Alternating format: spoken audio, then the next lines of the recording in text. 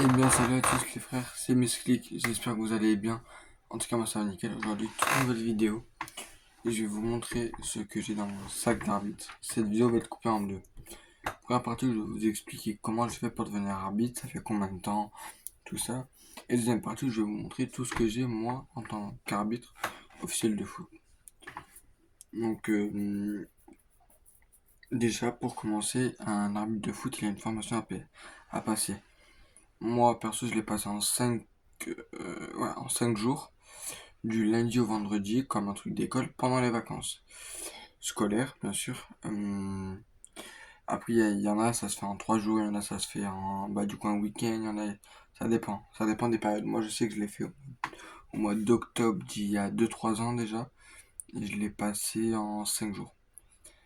Donc, tu la passes, t'as deux notes sur 15, non, sur 30, ou sur les deux notes, il faut que tu as minimum 15. Si tu as 13 notes pratiques et 18 sur 30 la note, euh, la note théorique, ça passe pas. Il faut que tu as 15 pratiques, 15 théoriques minimum, bien évidemment. Hum, donc moi j'ai eu 15 et 15, ou 15,75 et 16. Mais il faut savoir que je suis quand même un très bon arbitre. Dans chaque rapport que j'ai eu, c'est Nicolas, parce que je m'appelle Nicolas pour ceux qui ne savent pas. Nicolas est un bon arbitre. Nicolas prend les bonnes décisions, c'est être là quand il le faut. Et voilà. Et heureusement, ça me porte chance, on va dire. Bien sûr, dans mes rapports, j'ai souvent le truc de cours pas assez. Donc, je vais vous expliquer la formation. Donc, déjà, la formation, moi, quand je suis arrivé sur mon lieu, parce qu'il faut savoir que les formations ne sont pas tous pareilles. On a fait pratiquement, en gros, on nous a expliqué un peu ce qu'on allait faire, les pratiques, les théoriques. Ok, le premier jour, c'est un peu truc comme ça. Après, on a commencé la théorique l'après-midi. Après, on a fait la journée, l'après-midi, et après, tous les jours, on faisait théorique le matin, pratique l'après-midi et un peu de théorique le soir.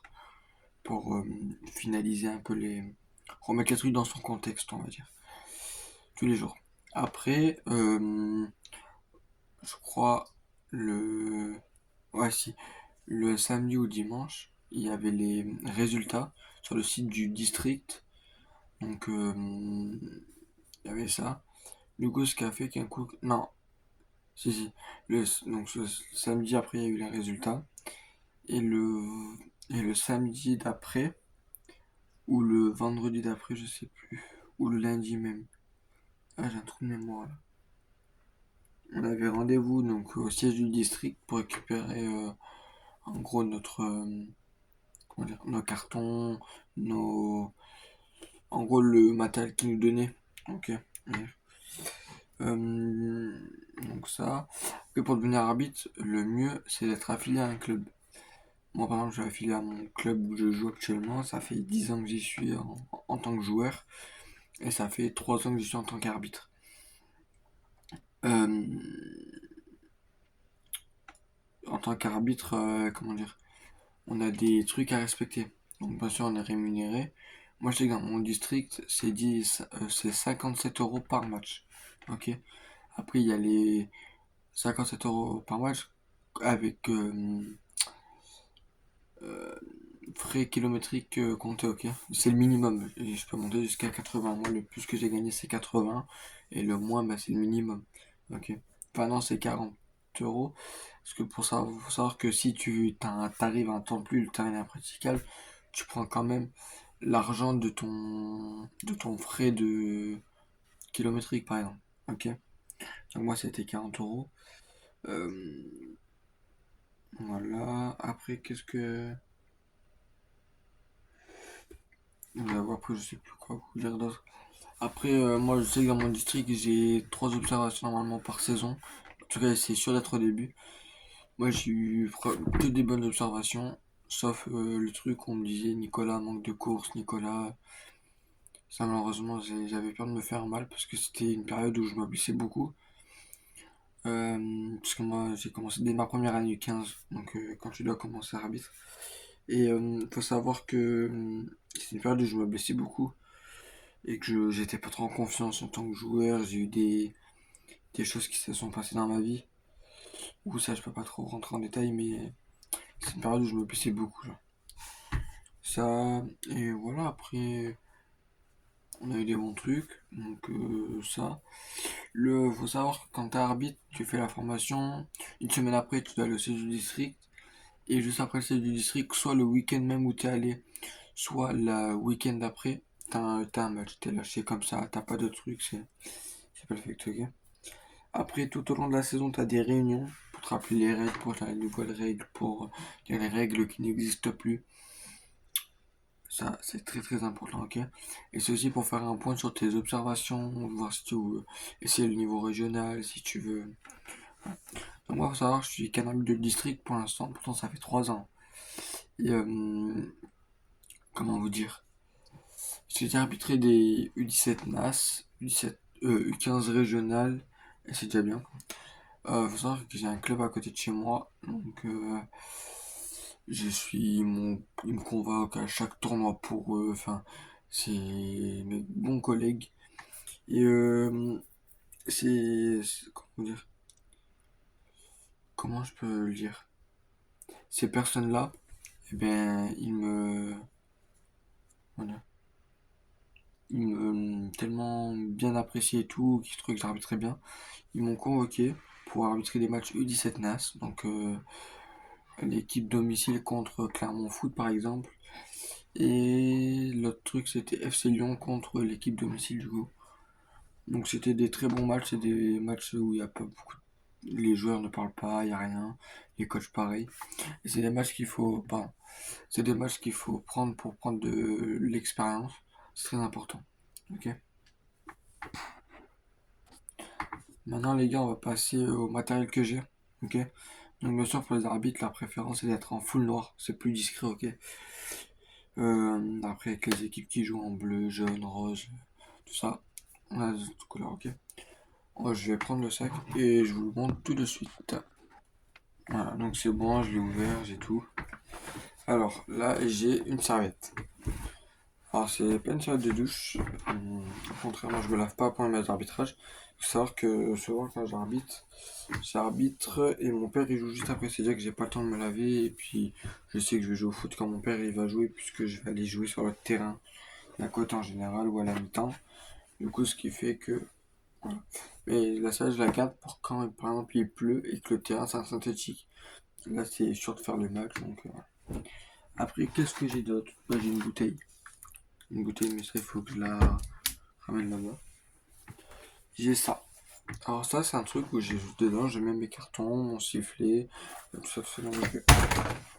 Je vais vous montrer. Savoir que moi, avec les cartons, je peux gommer tout. Du coup, ce qui fait que... Donc, qu'est-ce que j'ai là? Il manque des choses. Bon. J'ai le carton jaune, donc j'ai le carton jaune du district que j'ai acheté moi-même. Ok. Bon, c'est pas très bien rangé pour l'instant. Dedans, j'ai l'écusson de mon district. Ok. Là, j'ai d'ailleurs une feuille d'arbitrage que j'ai pas effacée. Ah, d'être prêt. Donc, les trucs en jaune, c'est les cartons jaunes. Les trucs en blanc, c'est les cartons blancs. Et les trucs rouges, c'est les cartons rouges. Là, j'ai le nombre de points domicile extérieur. Ok. Enfin, but. Carton blanc. Donc, pour ceux qui connaissent pas, les cartons rouges. En moi, dans mon district, la règle du carton blanc plus jaune est égal rouge, elle n'existe pas, ok. Nous, c'est bien que 2 jaunes qui est égal rouge ou rouge direct. Hein. Pour la simple bonne raison que il y a trop d'erreurs d'arbitrage qu'il y a des arbitres qui mettent 2 blancs alors que c'est impossible, tu ne peux pas mettre 2 blancs à un joueur. Ok. Donc carton jaune pour ceux qui ne connaissent pas, même pour les peu. Carton jaune c'est t'avertis un joueur. Carton rouge c'est quand tu l'exclus du terrain, il ne peut plus rentrer, l'équipe doit jouer en infériorité numérique. Et carton blanc c'est une équipe doit jouer en infériorité numérique pendant 10 minutes. Alors là, c'est mon porte-document où dedans je mets mes frais, enfin mes feuilles de frais, mes documents pour les réunions et tout. Ok, ça c'est, pour moi, c'est très important. Qu'est-ce qu'ils sont dedans? Ah oui, ils sont dedans. Voilà. J'ai ma licence. Ok, je vais pas montrer ma tête parce que j'ai une tête de gogol.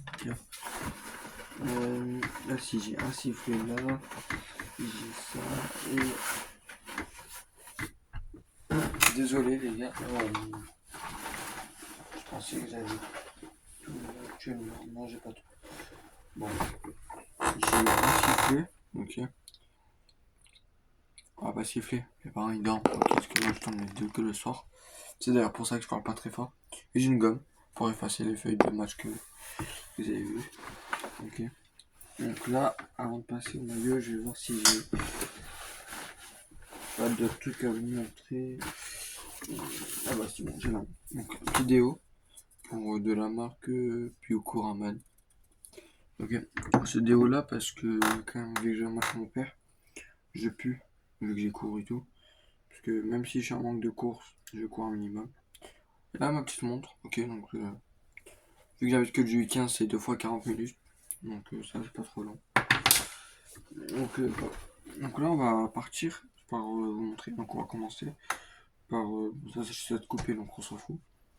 Donc j'ai une chaussette full noire, ok une paire de chaussettes. Tac, de la marque Eldera. Elles sont bien coupées parce qu'en tant qu'arbitre, pour montrer l'exemple, on va pas recouper, enfin moi je m'autorise pas. Tac, mais ça une chaussette toute seule, faut que je cherche l'autre. Elle est pas très loin, je crois même elle est par là. Non.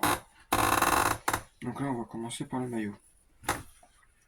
Alors j'ai un maillot d'une finale que j'ai arbitré U13, maillot Nike, parce que moi de base c'est Eldera parce que mon club est affilié à Eldera, ils ne veulent point acheter des maillots Nike et tout, donc truc La Poste.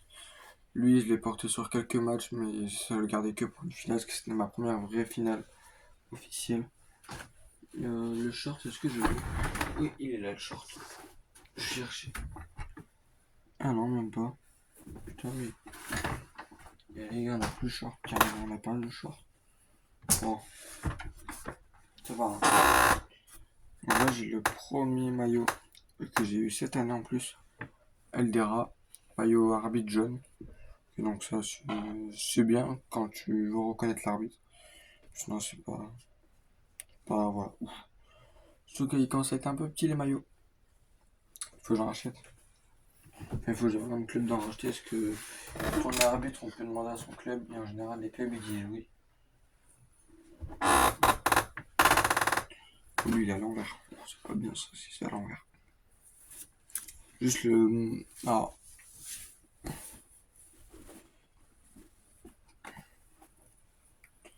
maillot noir. J'ai eu mon tout premier maillot noir. Et lui, il a manche longue, comme vous pouvez le voir. Donc lui, c'est pour l'hiver, hein, parce que l'hiver, il fait très très froid.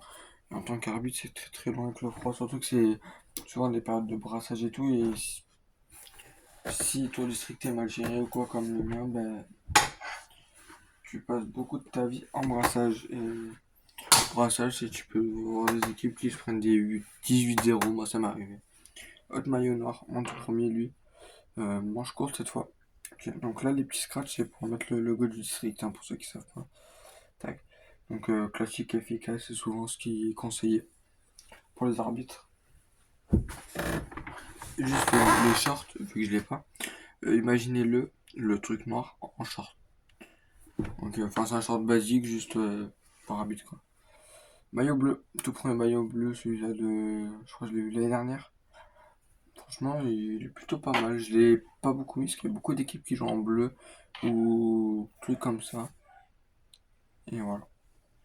J'ai pas envie de que le joueur me confonde.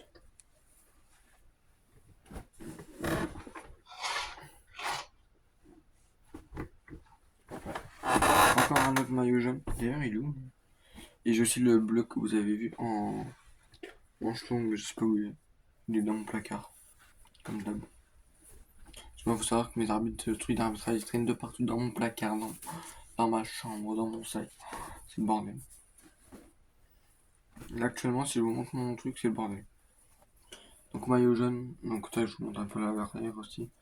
Manche longue, c'était. Lui, j'ai demandé dès que la période hivernale est arrivée. Mais lui, il est beaucoup taché. Du coup, je m'en sers comme Vous allez me prendre pour un fou, mais comme, comment dire, soupule.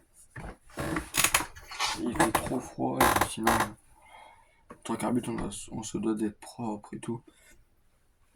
Tac, pareil, le jaune, lui, bah du coup, c'est après le soupule. Hein. Ok. Mais là, vu qu'on arrive dans les périodes qui font un peu meilleures, je mets peu de soupule et à la gare, j'en mets, mais voilà quoi. Parce que les soupules, j'aime bien, mais c'est chiant un peu. Et je vais vous montrer la paire de crampons que j'ai acheté il n'y a pas longtemps. Et je vais vous montrer les deux paires de crampons que j'ai. Oh putain, elles sont ça. J'ai niqué tout machin, putain, comme ça. Ah, je vais vous montrer les anciennes et pourquoi je les ai changées. Regardez, c'est des belles petites Nike et tout.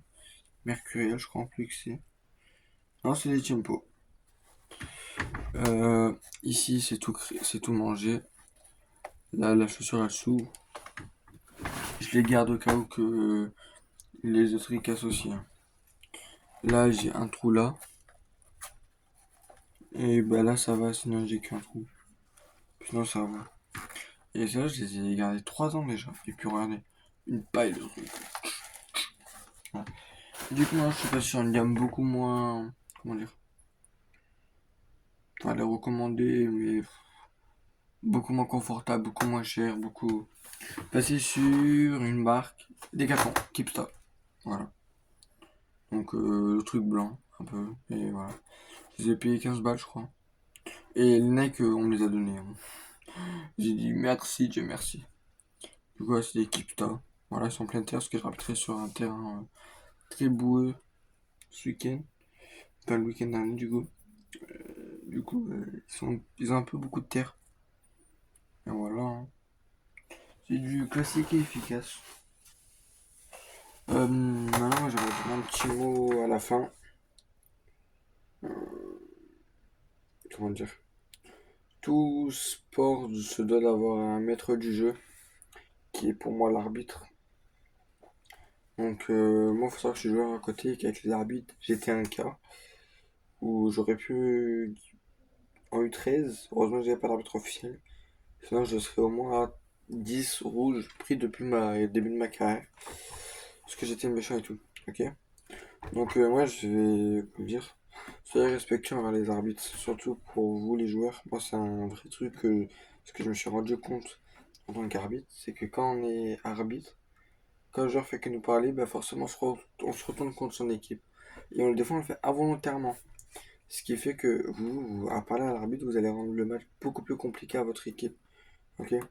Dans le sens où ils vont se retourner contre lui et la moindre petite faute, surtout que si l'équipe adverse le capte, une faute dans la surface, l'arbitre il va siffler penalty sûr. Je vous le dis, c'est arrivé moi la semaine dernière en tant que joueur. Donc je vous expliquerai un peu, je vais vous montrer moi ce que j'ai dans mon sac en tant que joueur du coup. Parce que c'est intéressant, on n'a pas forcément les mêmes trucs. Et voilà.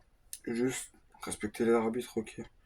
On est tous pour la même passion, surtout en district, on va pas jouer avec des champions le mercredi, donc on va juste respecter-les. D'une, vous allez éviter vous les mettre à dos. De deux, vous mettez votre district à dos. Et de trois, vous allez vous rendre les matchs beaucoup plus faciles. Et je vous jure que gagner un match, parce que tu parles pas de l'arbitre, je vous jure comme c'est jouissif. Nous, ce week-end, pour vite fait vous faire un petit résumé.